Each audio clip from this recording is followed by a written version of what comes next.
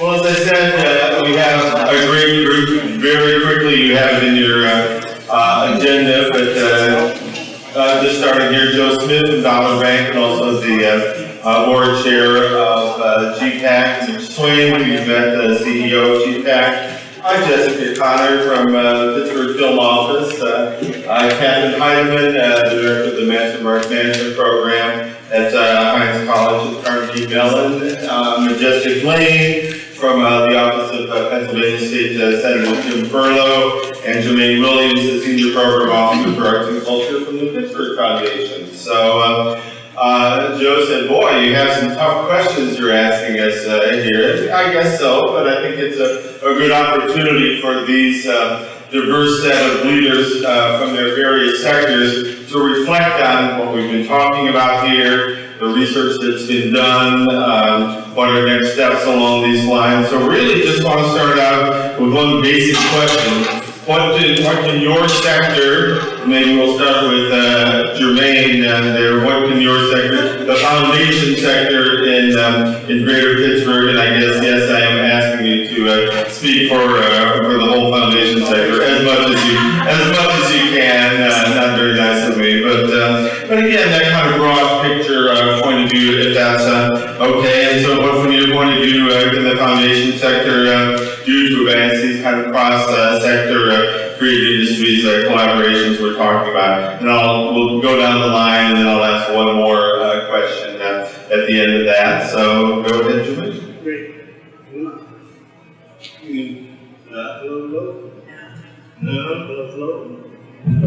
Hello. Yeah. Okay. So I think there are a couple things. On one hand, I would say just keep doing what we're doing. I think kind of looking at the level of collaboration that takes place in philanthropy in Pittsburgh and the region, it's very high, and so there's a lot of exchange of ideas. I think it's still the case that once you meet one funder, you've met one funder. We're all different. We have different interests, different approaches. But a common investment in the region. So I think that's one thing that I would say. I think there's a lot that's very positive happening in Pittsburgh. But the other thing that I would say is the focus on public education. I think across sectors, the foundation community over a number of years has invested in public education and the reform effort, but I think we need to go further. I think the testing should be really the baseline, and that we should think about really having, schools that are absolutely world class and making investments to go above and beyond the standards that are pushed by the state. So I think the focus on collaboration, continuing collaboration, but then also on public education. Majestic, I guess, from a political perspective, government. From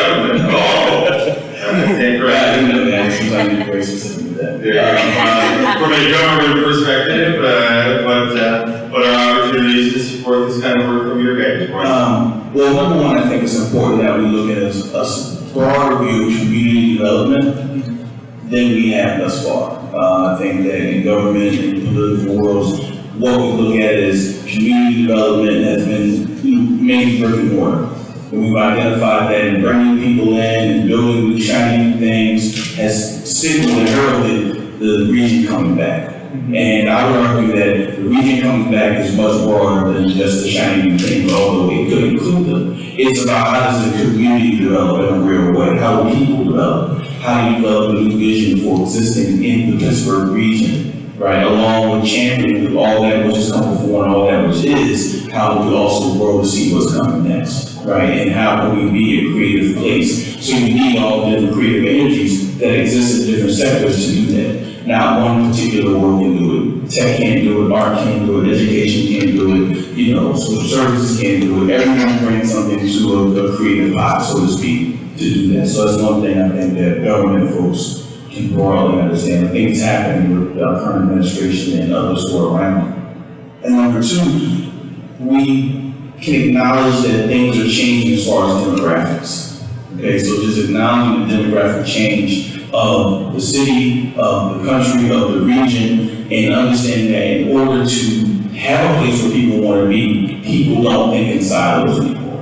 All right, so for a long time, you know, cities and regions like this were focused because people were in silos. They did what they did. You were in banking, you say in banking. You were in manufacturing, you say in manufacturing. And that's how everyone kind of succeeded, like the companies have almost.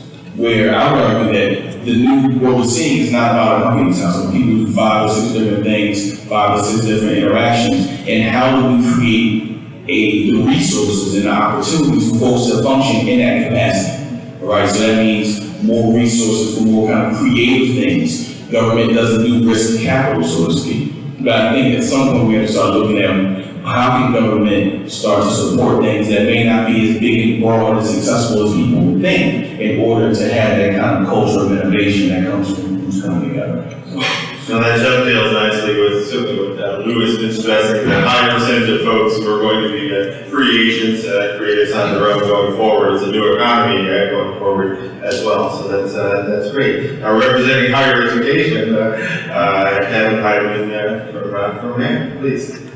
Hi, thanks everyone for having me here today. I couldn't agree more with the de-siloing term. As Judge Shell said, it's important to connect the disciplines outside your own, and that's really, really, I think, a critical key factor in higher education in breaking down not just within our departments, but within our colleges and universities, across the universities and outside the university campus as a whole. It can be really dangerous when you learn a craft so much over-specialized that you're really setting yourself short and not understanding the greater implication that your industry can have in other sectors. Even mine specifically is in arts management, but having our students understand their role that the arts can play in healthcare and economic development and business and in other sectors. And if they only are looking within their own sector, they're really going to not understand the greater role that they can play in the world. And also being proactive and not just reactive to what's happening in the industry, and being able to anticipate the change that's going to happen. That really relies on higher education. We really need to work with the professionals in the field to understand not what's happening now, but what's going to be happening, and what are the core competencies that the field is going to need. We are here educating the future. So if you guys aren't telling us what you need, it's going to be hard for us to anticipate those changes. So I think just fostering an ongoing dialogue between the faculty and the students, and then what's happening out there in the world on an ongoing basis is a critical step that we're doing right now, but I think we could all do a better job of facilitating and fostering that change. And then lastly, just really fostering the culture of experiential learning and thinking of the campus in Pittsburgh as the greater global world, and not just the campus as the physical Carnegie Mellon or whatever campus, and providing as many opportunities for students to fail, to take risks, and for the industry to take chances on our students, to provide an opportunity for them to make mistakes and to learn, to change from those findings. Because that's really how you truly cultivate leadership, is giving our students an opportunity to try and to risk and to innovate and to make those changes. So I think it goes both ways. Higher ed really needs to think outside our own campus box, and then the greater sectors out there in the communities could certainly utilize what higher education can provide for them as well, and keeping that a very mutually beneficial relationship. And our next two panelists are from service organizations, sometimes mysterious level of activity that provide services for respective industries of various sorts, and from the Pittsburgh Film Office. Jessica, please. Thank you so much for inviting us here today. I agree with everything that everyone has said down the line, but I think from our office perspective, and also from the film industry perspective, continuing to support the film tax credit program, I think is a vital factor in continuing to grow our local film industry here. The film tax credit helps to bring in a lot of these productions into our region. It supports and grows jobs here in our region. It also supports a lot of local vendors and it brings a lot of opportunities here for people. So, people were talking about educating. I work really closely with the interns that come in and out of our office, and a lot of them at the very beginning of their internship, I hear of them talking about how they need to go to LA or they need to go to New York. And I hope that over the course of their internship that we can show them that they can stay around here and do the same things that they can do going elsewhere, and utilize their good education they received from our schools here, and they can flourish in the industry here. So I think that with the higher education and being able to continue to provide them those jobs. And also, I live and breathe film both professionally and personally, and when you think about a film being made, it crosses so many different elements of not just creating jobs and opportunities, but it's a creative outlet for people. It's a great PR and communication outlet for our region, and just to continue to have that here. And so often, when film, after it's done filming and then it comes out, and everyone gets to see our region on film, that lives on forever. So the good experience of that crew being here, and the opportunities we provide them, and then also, what lives on, it's just a good representative of our area and how we can continue to change the perception of what Pittsburgh is. So we, not that smoky steel town anymore, and all of these great opportunities in our region, and film is a great way that I can continue to show people that. So. I didn't get to see the film last night, the opening, at Regent Square.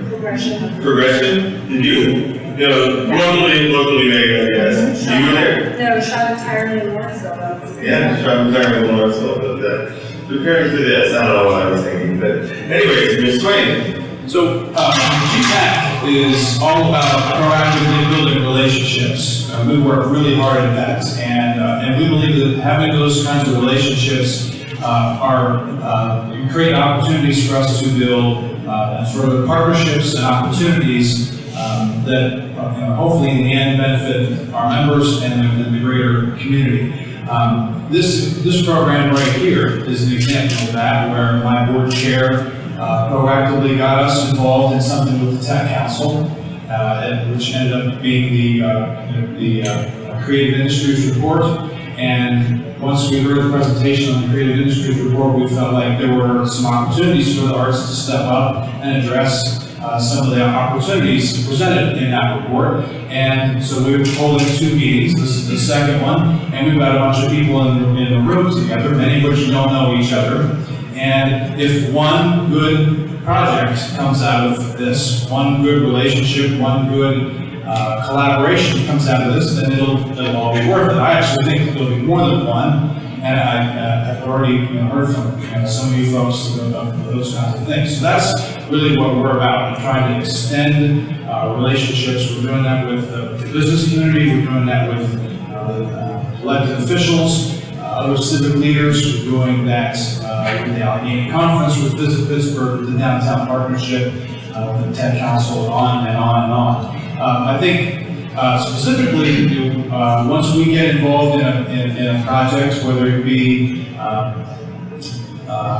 an issue such as diversity, equity, and inclusion, or accessibility, research, other sorts of things, we oftentimes build affinity groups and peer groups that want to get together and spend more time, learn more, become better, and become more effective. So I think there's a possibility with this sort of a program that an affinity group might come from this.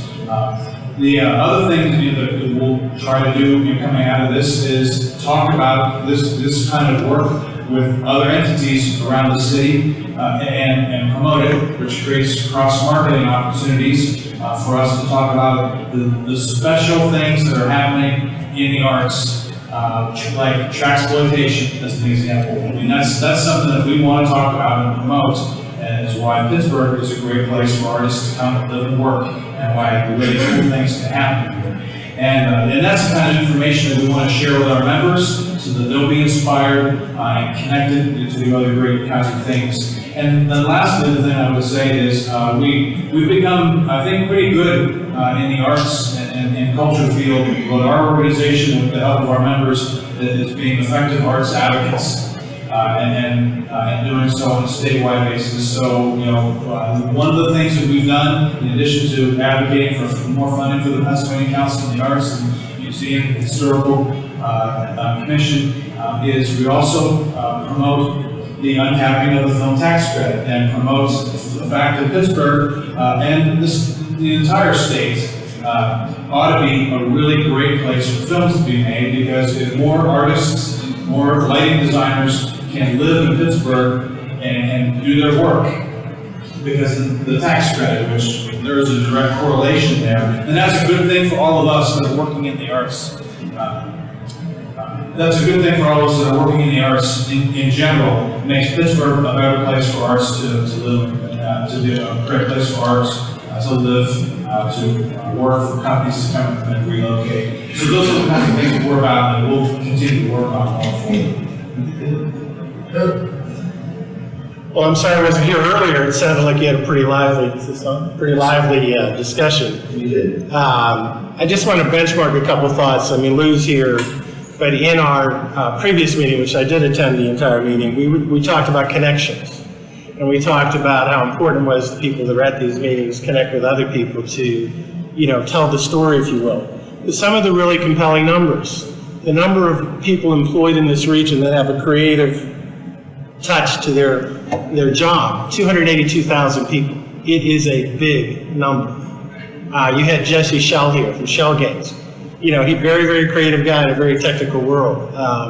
So I think from an industry, our industry, the financial industry, and I think Pittsburgh's very blessed to have a very strong financial industry, I think our first priority is collaboration. How are we using our dollars to help the community? Now, we're a community bank, so our dollars we take in go back to the community, but I think there's many other wonderful organizations in town in the financial arena that give a lot back. But I do think collaboration has to be mission central. We're very blessed with the educational institutions we have. We're very blessed with a pro-government situation in the city. And then you put the foundations on top of that, and it should all work. We're very blessed that way. But going back to that 282,000 people, if you go out to the Imagine Pittsburgh website right now, you'll see 22 to 24,000 job vacancies. The scary number Bill Flanagan published a month ago was that between now and the year 2020, there'll be 146,000 retirements in Pittsburgh. So you add those two numbers together, and you've got 160,000 people that, opportunities.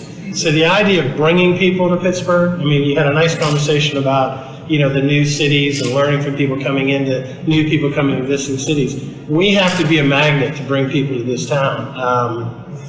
And it's very nice, Esquire magazine talked about Pittsburgh this week, but it's very nice that they included arts as one of the major draws in this area. The other thing that I think our industry can do is community development. I know the Allegheny Conference is a very major initiative, but reaching out to areas like Wilkinsburg, reaching out to areas like McKees Rocks. Good examples of how that has worked. East Liberty is a prime example of what community development can do and how fast it can change and how positive it can change. The one thing that Mitch and our board at the GPAC have talked about is trying to make sure that the wonderful things that happen, East Liberty is a good example, that we don't price people out of homes. East Liberty is an area that has had dramatic escalation in real estate values. So how do we keep the creative person, and how do we keep homes and keep creative people in our communities? How do we try to foster and protect that? That's one of our real assets we have right now. Education, fine arts are just flat under attack. So we have to do what we can to protect them. And I think, there's the collaborative issue. How do you make that work? One conversation that Mitch and several board members have had, there's a lot of buildings in this region that are big buildings that are empty. A lot of schools that are empty.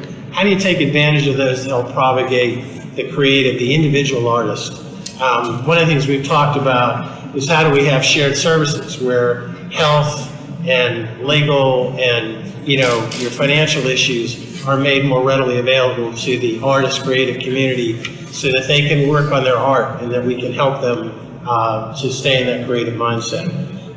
So concerned about employment, filling that pipeline, you have to have people. to have arts work and have communities work. We've been very lucky on that. Collaboration, we heard a lot of very good ideas about collaboration. Clearly, the people that are funding that need to be very involved and need to be on the same page. And the last item was community development. So thanks very much. Thank you. We just have a few minutes left. I'm not sure if I necessarily going to go down the panel because I did promise to various folks we would be done by noon. But I had most of the panelists. Again, going back to the research report that Lou worked on, there were some major kind of cross-cutting issues, big issues that came up that might influence, slow down hopes we might have for really developing these collaborations going forward, like brain drain, low ratings in terms of diversity inclusion index, Bohemian index. And rather than going down, if somebody wants to, from their sector perspective, address one of those issues and articulate why or how that can be addressed and why it's important to the future of creative industries here locally. So, does anybody want to take that on? Yeah. I'd like to talk a little bit about the brain drain issue. I think as I'm one of those people who came to Pittsburgh for graduate school 12 years ago and thought in my first 60 days that I would go back to Chicago, but I didn't. And I'm still here, and I think that one of the reasons that I am still here is because I was involved as a Pittsburgh citizen essentially from day one. So treating the students that are coming here and making them realize they actually have a responsibility to be citizens of Pittsburgh and not just their universities. So there's a lot of things that we can do, like especially fostering service learning and projects in the community, getting them involved in what the cultural assets are here. I know that in our program we make students go out there and go out in the community almost every week and do different projects and see work and understand where they are living and how this cultural landscape affects them. Certainly volunteering, giving them a chance to really understand their role in Pittsburgh as well. And I think even things like, I think I joined PUMP even before I had even graduated, the Pittsburgh Urban Magnet Project, and getting involved in civic activities. I think that PUMP came and was giving everyone complimentary memberships that day or something. So Venture Outdoors did the same thing. So I got this kayaking and doing all these great things. So understanding that we're not, that the students have a responsibility to know where that they are residents of this city for 2 years or 4 years or however long that they're here. I think it just makes it a lot harder for them to leave if they're not invested in the community. Great Brazil example, please. Yeah, just real fast, I think the issue around diversity and inclusion is going to be, it is and will continue to be a huge issue. And not just in the sense of diversity of who's in the room, but diversity of perspectives, talents, and inclusion, meaning not just until we become engaged. Pittsburgh will be at a competitive disadvantage with other areas if it continues to be a place that is perceived as not inclusionary and not a diverse place. And we really have to look at that very seriously when it comes to creative, because we have generations who don't see the same kind of racial barriers, cultural barriers, gender-based barriers, orientation barriers that previous generations did. So people want to be in diverse places, right? They don't want to be in a place where they're an artist of color or an artist from a different perspective. They don't feel engaged. So I think that's a serious thing that we have to kind of think about in a broader way than just who can be at the meeting, but where's that level of equity in what's happening in the resources and also in the possibilities of creating when it comes to those cross-sector collaborations. Absolutely. I think also from a film perspective, one of the things I think that attracts so many films. I mean, once they initially obviously get their film tax credit, and then they start looking to us in sort of a location based. Is I think people are attracted to the diversity of locations, the diversity of neighborhoods that we have, all these different things that our city brings, and I think that's from a creative standpoint that's attractive. From the film office standpoint, when we're assisting the filmmakers, we never know what narratively they're going to be looking for. So when we hear the tale of a film and then when we start working with them, we have no idea what neighborhoods are going to be looking for, what, you know, types of things. So it really does become a community effort in reaching out to different communities.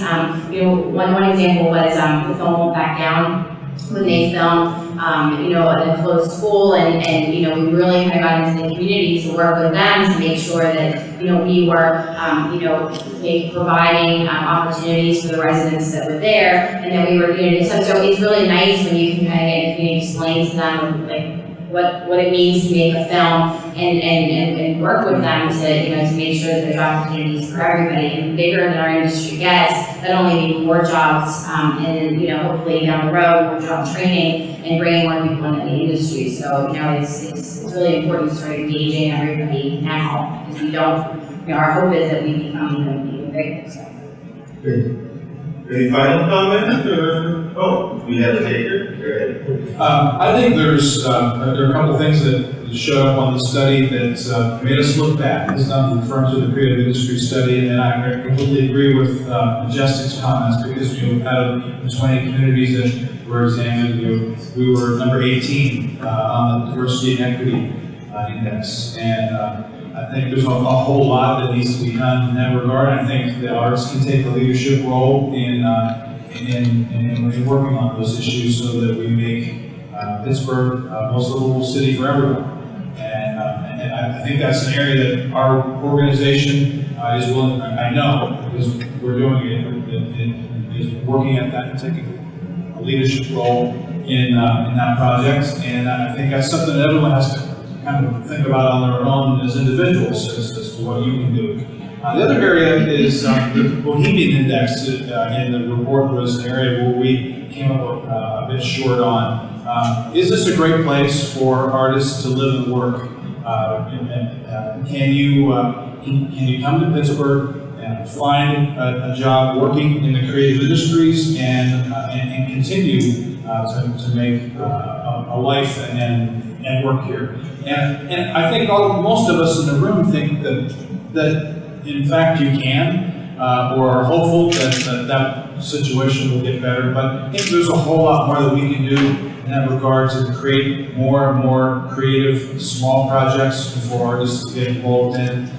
Some of the issues that Joe just reflected upon is how do we create a situation where if an artist is one of the first people to step into a community to help rebuild it, do they get priced out in 5 years because the rents went up, the cost of living in that neighborhood went up? And what can we do to help artists to take ownership and to be able to stay here and live here? And when they move into that area, how do they then work with the current residents so that everybody in the same situation? Great. Well, it is noon. I very much appreciate our panel.